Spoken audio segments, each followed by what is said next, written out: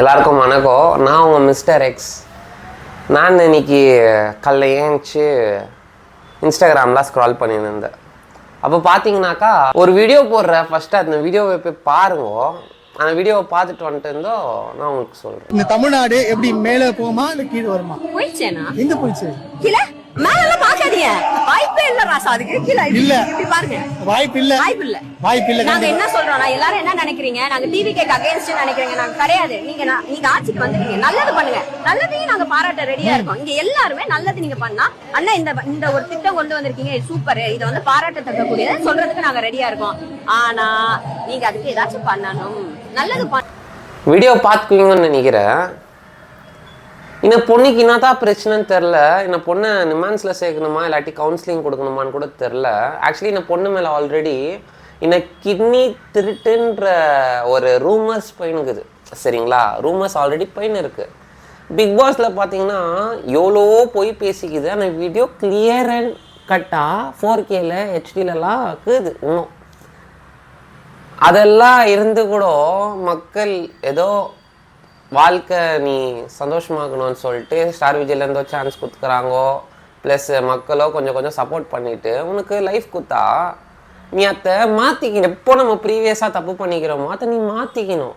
நீ மாற்றாமல் மேலும் மேலும் தப்பு பண்ணின்னு போனீங்கன்னா என்ன அர்த்தம்? அவர் விஜய் கஷ்டப்பட்டு நாங்கள் மக்கள் எவ்வளோ பேர் சப்போர்ட் பண்ணி ஓட் போட்டுக்கிறோம். நீ ஒருத்தி இல்லை உன் கூட இருக்கிற சேர்ந்துக்குன்னு காசுக்காக எதோ சப்போர்ட் பண்ணிக்கிறவங்க அவ்வளோ பேசுனீங்கன்னா என்ன யூஸ்? ஆல்ரெடி அவர் அவ்வளோ லட்சம் கணக்கில் ஓட் போட்டு ஜெயிச்சிட்டுக்கிறாரு. டெய்லி ஏதோ ஒரு அப்டேட், ஏதோ ஒரு நல்லது பண்ணணும்னு நினச்சி நிறைய முயற்சி பண்ணிக்கிறாரு.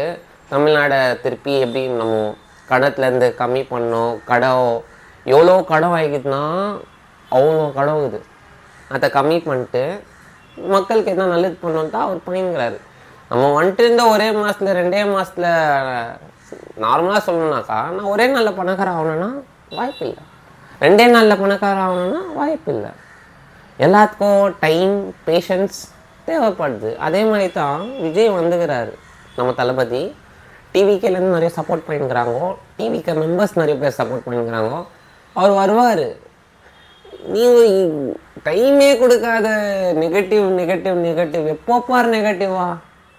லைஃப்பில் உனக்கு எவ்வளோ நெகட்டிவ் இருக்குதோ அதை ஃபஸ்ட்டு சார்ட் அவுட் பண்ண பாருங்க. அண்ட் மெயின் நான் இது என்ன சொல்கிறேன்னா, ப்ளீஸ் இந்த இன்டர்வியூ எடுக்கிறவங்க அவங்கள்ட்ட போய் இன்டர்வியூ எடுக்காதீங்க. ஏன்னா வேஸ்ட். நிறைய பேர் சான்ஸ்க்கு வெயிட் பண்ணின்னு இருக்காங்க. நல்ல நல்ல டேலண்டட் பீப்புள்ஸ் இருக்கிறாங்க, அவங்களுக்கு சான்ஸ் கொடுங்க. இவங்களை ஹைப் பண்ணி விட்டு டோட்டலாக வேஸ்ட் ஆகிடும். Please don't.